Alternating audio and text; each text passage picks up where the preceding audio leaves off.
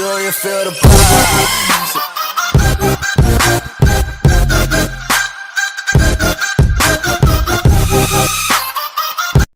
Hoje sábado, estamos aqui na Tesson, terminar a instalação e regular o som da Montana. O instalador Paulinho, dá um salve aí. O dono da Montana, o Thiago. Vamos lá pra dentro do carro aqui. Ele usa aqui, ó, o módulo raiz SD. A regulagem aqui do STX2448. Vou chegar bem perto aqui.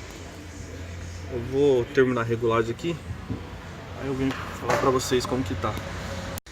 Então, começando pela regulagem do Tornado, tá o HPF em 50 Hz e o LPF em 150 Hz, corte 24 dB. Agora aqui ele usa 405, o HPF começando em 800, 48 dB e terminando em 6000. Agora via do Twitter, ele está usando o ST400, começando em 7000, terminando em 21.000.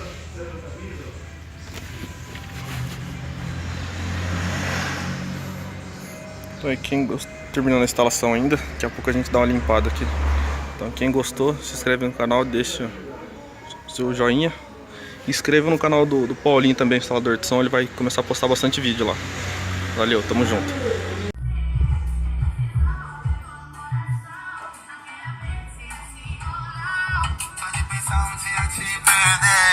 Fiz essa canção pra você não me esquecer. Olha pra mim, deixa eu olhar pra você. Vem mais perto que eu já vou te dizer. Me